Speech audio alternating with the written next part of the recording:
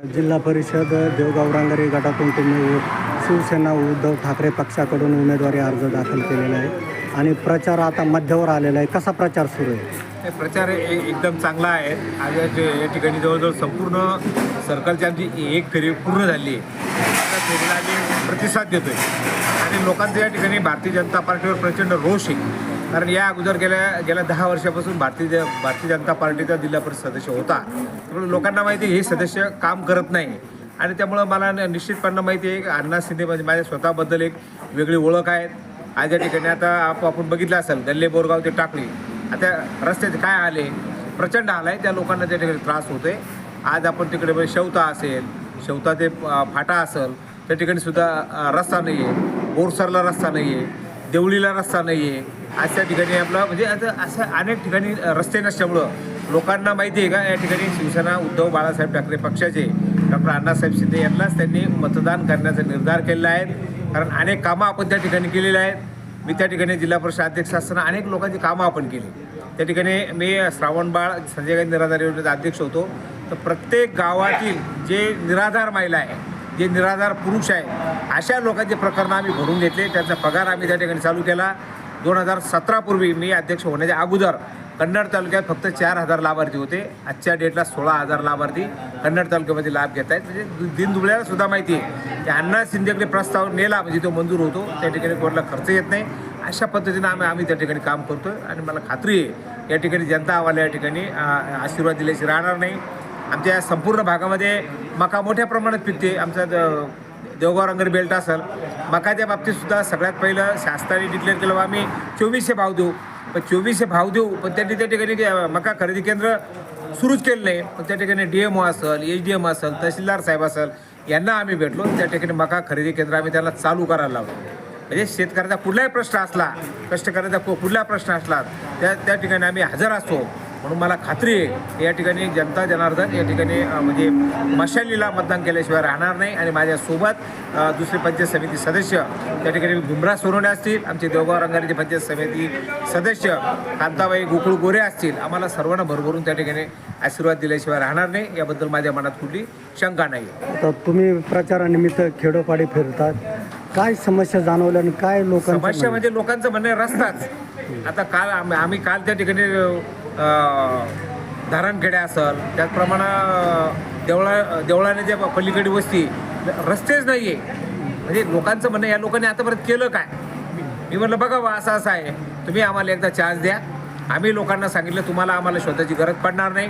आमचा कुठला दुय्यम व्यवसाय नाही. व्यवसाय करणं काही वाईट नाही आहे. पण त्या ठिकाणी 100% तुमच्या सेवेमध्ये आम्ही तत्पर राहू. आणि त्या ठिकाणी देवगाव रंगाला आज जे आम्ही ऑफिस खोललेले हेच ऑफिस जनतेच्या सेवेसाठी आम्ही कायमस्वरूपी ठेवणार आहे. जनतेला जिल्हा परिषद आपल्या दारी अशा पद्धतीची संकल्पना आम्ही राबवणार आहेत. छोटे छोटे प्रश्न लोकांचे प्रश्न काय असतात ग्रामसेवक भेटत नाही तलाठी भेटत नाही. पण या अगोदरच्या लोकांनी जे निवडून दिलं त्याला वेळच नव्हता. तलाठीचा नंबर त्यांच्याकडे नाही. वरती गोष्ट ती वेगळीच आहे. आणि म्हणून त्या ठिकाणी असे जे काही प्रश्न आहेत आज या ठिकाणी आमच्या भागामध्ये बिबट्याचा मोठ्या प्रमाणामध्ये प्रादुर्भाव आहे. बिबट्यामुळे आता परवा आम्ही टाकळीला प्रचाराच्या शुभारंभाला गेलो होतो. एक शेतकरी पळत आला म्हणजे साहेब त्या ठिकाणी ऊसाची ऊसतोड माझी चालू होती. ऊसतोड करत असताना त्या ठिकाणी मादी आणि त्याचे पिलं त्या ठिकाणी दिसले. ऊसतोड कामगार त्या ठिकाणी पळून गेले. मी म्हटलं थांब. आम्ही प्रचार थांबवला. 1 तासाच्या आत मी फॉरेस्ट अधिकाऱ्याला फोन केला. ताबडतोब त्या ठिकाणी पथक तैनात करा. त्या ठिकाणी पिंजरा लावा. त्या ठिकाणी त्यांनी कारवाई केली. म्हणजे सांगायचं तात्पर्य असं सुखदुःखामध्ये शिवसेना उद्धव बाळासाहेब ठाकरे आहेत. अनाथ लोकांना आश्रय देणारी उद्धव बाळासाहेब ठाकरे शिवसेना आहेत.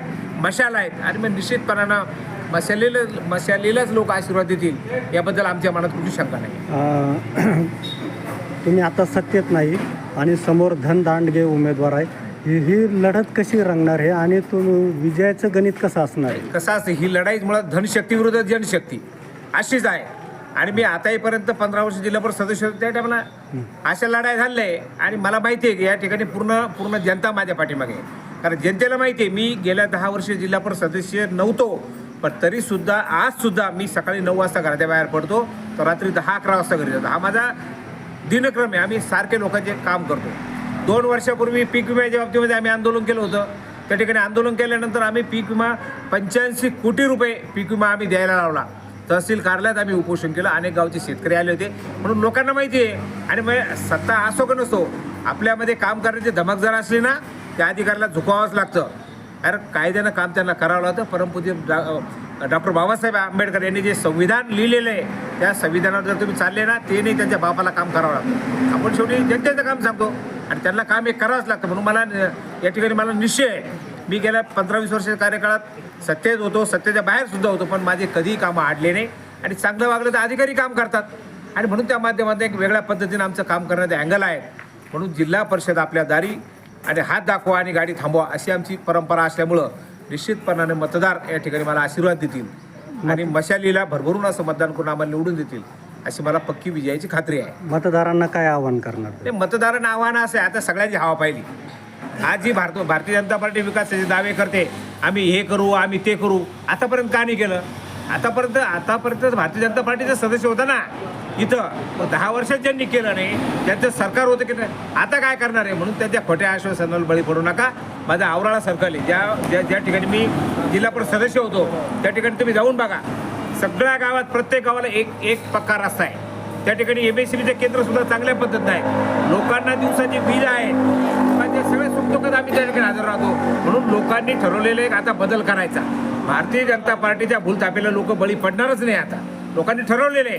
भारतीय जनता पार्टीने किती बी जे त्यांनी दिखावा केला, त्यांचे सदस्य होते, कमळावरती निवडून आले होते. म्हणून लोकांनी सांगितलं यावेळेस आम्ही भारतीय जनता पार्टीला मतदान करणार नाही, कारण त्यांच्या सदस्यांनी कुठलंही काम केलं नाही. ह्यावेळेस उद्धव बाळासाहेब ठाकरेच्या माध्यमातून त्यांनी चांगला उमेदवार दिला.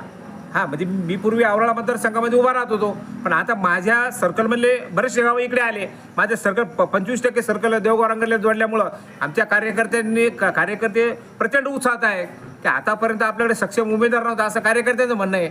आणि म्हणून त्या माध्यमातून सर्व कार्यकर्ते, सर्व जनता आणि सर्व मिळून आम्ही या ठिकाणी काम करत असताना निश्चितपणानं या ठिकाणी मशाल विजयी होणार याबद्दल तिळमात्र शंका नाही.